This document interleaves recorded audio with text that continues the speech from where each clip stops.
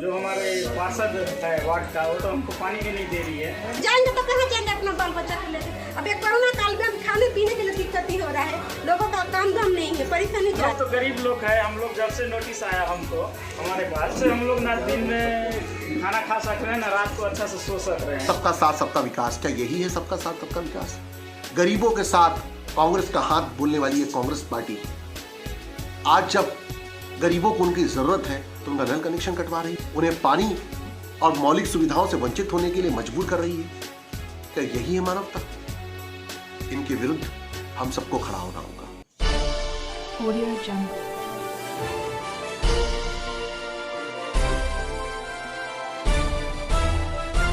Audio Jungle.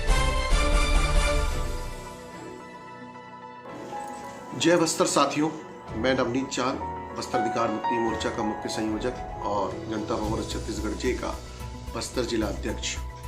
आज मैं आपके समक्ष इसीलिए आया हूं कि मैं आपको यह बता सकूं कि बस्तर के अंदर में एक बड़ा विवाद जो है पिछले दिनों जन्म लिया था। विवाद क्या है? कि विवाद एक आवास के बदले पैसे मांगने को लेकर है और इस विवाद से जुड़ी हुई तार ने इस तरीके से इस विवाद को शहर में गहरा दिया है कि अब 40 परिवार की जगह लगभग 600 परिवार बेघर होने की स्थिति में है। आप ये पूछेंगे कि आखिर ये 600 परिवार का मामला क्या है, तो मैं आपको विस्तार से बता दूं कि रेलवे की एक बड़ी जमीन जो है वो जगदलपुर में स्थापित है और पिछले 40 साल से रेलवे की जमीन पर लगभग 2 वार्ड में के लोग निवासरत रखते हैं। लगभग गिरी सी गिरी हालत में 2000 लोगों से ज्यादा की जनसंख्या उस पर्टिकुलर जमीन के अंदर में रहती है। पिछले दिनों एक विवाद जो प्रधानमंत्री आवास से लेकर और पार्षद के पैसे के लेन देन को लेकर शुरू हुआ, वो विवाद अब धीरे धीरे रेलवे के अतिक्रमणकारियों तक पहुंच चुका है। पिछले दिनों रेलवे ने लगभग 501 अतिक्रमणकारियों को नोटिस दिया और इस अतिक्रमणकारियों को नोटिस देकर 15 दिन का समय दिया गया है कि 15 दिन में वो अपना घर खाली कर दें। सवाल यह है कि जो लोग 40 साल से इस शहर के अंदर में, इस राज्य के इस क्षेत्र के निवासी हैं, वो अचानक 15 दिन में अपना मकान खाली कर कहां चले जाएं? और सवाल यह भी है कि यदि 40 साल से वो यहां रह रहे हैं, उन्हें सरकार की हर वो सुविधा जो मौलिक अधिकार के तहत संवैधानिक दृष्टिकोण से दी जाती वो मिल रही है, तो आखिर उन्हें उनका आशियाना क्यों ना मिले? पिछले दिनों संजय गांधी वार्ड के लोगों ने कलेक्टर से मुलाकात की। कलेक्टर ने आश्वस्त किया कि हम रेलवे के डीआरएम से बात करेंगे और डीआरएम से बात कर आपके अतिक्रमण के विरुद्ध जो कार्रवाई हो रही है उसे स्थगित कराने की कोशिश करेंगे। और एक योजना, जिस योजना का नाम है मोर मकान मोर आस, उसके तहत विस्थापन किया जाएगा। बस्तर अधिकार मुक्ति मोर्चा और जनता कांग्रेस छत्तीसगढ़ जे से आज संजय गांधी वार्ड और रेलवे के अतिक्रमणकारियों ने मुलाकात की। उनकी बातचीत के दौरान उनके दुख, उनकी पीड़ा और उन पर जो अब गुजर रहा है या उनके साथ जो भाजपा या कांग्रेस के नेताओं ने जो छलावा किया है, वो दर्द के रूप में सामने छलक रहा था। हम लोग तो गरीब लोग है। हम लोग जब से नोटिस आया हमको, हमारे लोग ना दिन में खाना खा सक रहे हैं ना रात को अच्छा से सो सक रहे हैं। जो हमारे पार्षद है वार्ड का, वो तो हमको पानी भी नहीं दे रही है। जो सरकार मकान देंगे बोल रहे हैं, वो सरकार की पानी का क्या समस्या हो रही है? 3-4 दिन हो गया हमको पानी नहीं मिल रहा है। अब जो भी टैंकर पार्षद मंगाती है तो वहाँ के कार्यकर्ता और पार्षद खुद खड़े होके वहाँ पे पानी कार्यकर्ता को देती है और हम लोग जब भरने जाते हैं तो हम लोग को गाली गलौज करते हैं वहाँ कार्यकर्ता लोग। और जो हम पार्षद को बोलते हैं तो स्टैंड पोस्ट को कार्यकर्ता लोग तोड़ देंगे बोल के धमकी देते हैं। अच्छा। और हमारे बाल बच्चे को पानी नहीं है, हमको भी पानी नहीं मिलता है, तो हम लोग बहुत तकलीफ से जी रहे हैं। हम लोग के पास तो अभी जब से नोटिस आया तब से हम लोग काम नहीं, धंधा नहीं, कुछ नहीं। हम लोग तो सब्जी खरीदने के लिए पैसा नहीं है। अब सरकार को हम कहाँ से 3,75,000 25,000 देंगे? अगर उतना पैसा हमारे पास होता तो हम कहीं पे छोटा मोटा जगह खरीद के भी वहाँ पे हम घर बना के चल देते। इसलिए हम सरकार से निवेदन कर रहे हैं, हमारे गरीब दुखी लोग का बात सुने। आपका नाम बता दीजिए सर। मेरा नाम कृष्णा है।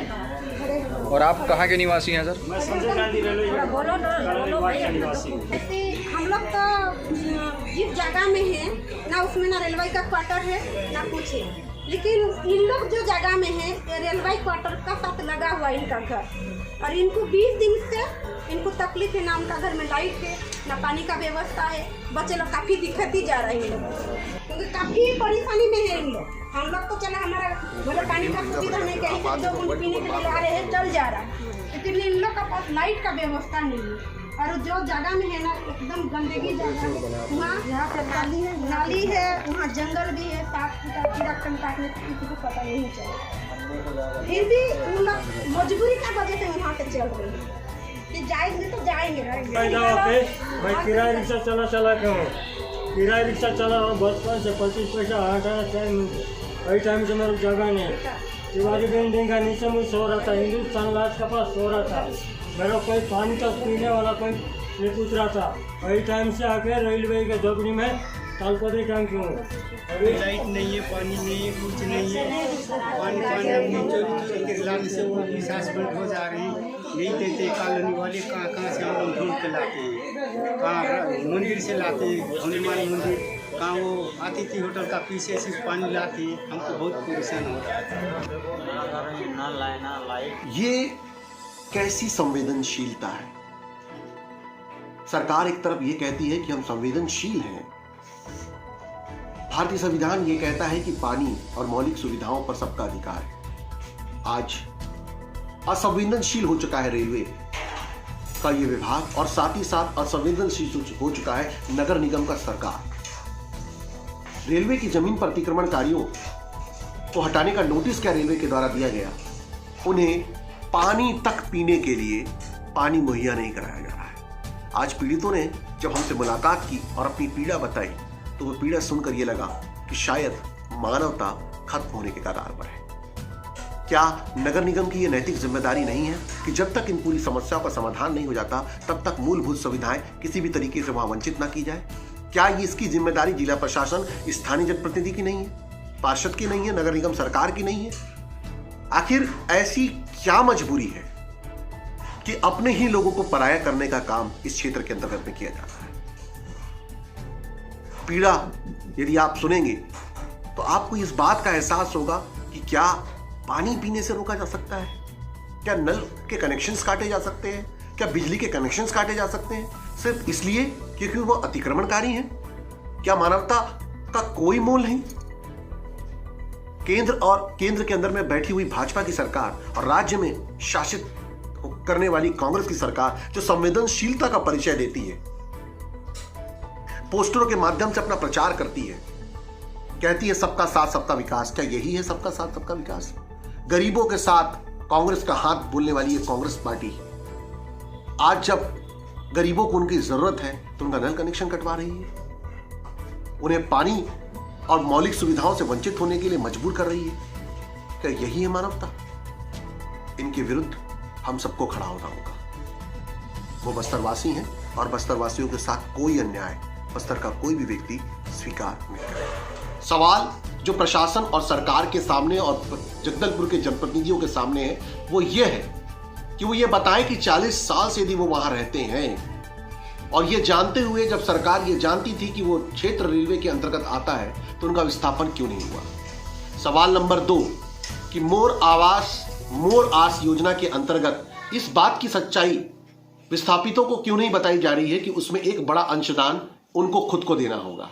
सवाल नंबर 3 जो गरीब अपना सब कुछ लगाकर वहां 40 साल से रह रहा है, अब उसे वो निस्तेनाबूद होते देख एक नई राशि के साथ एक नया आशियाना कब खोजेगा और कैसे मिलेगा उसे ये आशियाना?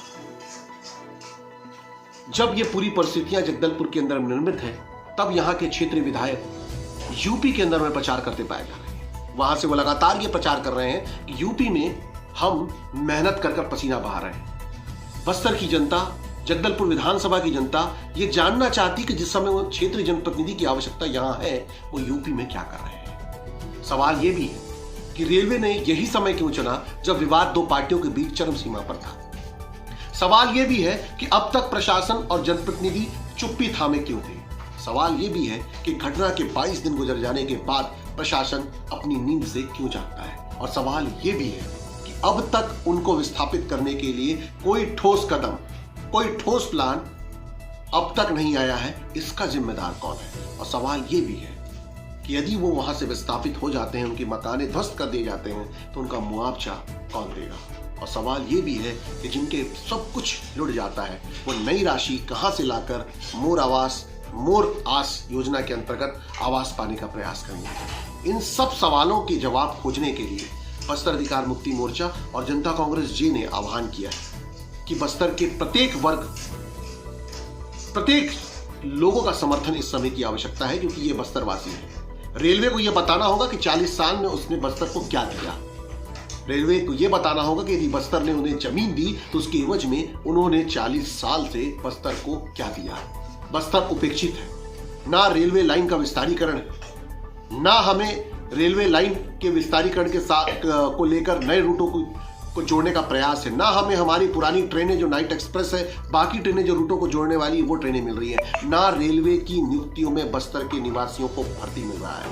ऐसे में बस्तर की जमीन हम रेलवे को क्यों दें, खास तौर पे तब जब हमारे 2000 बस्तर के लोग वहां 40 साल से रह रहे हैं। मैं बस्तर के प्रत्येक व्यक्ति से, प्रत्येक वर्ग से ये आह्वान करना चाहता हूँ, ये वक्त है कि हम उनके साथ खड़े, ये वक्त है कि हम उनके साथ कंधे से कंधे मिलाकर न्याय की बात करें।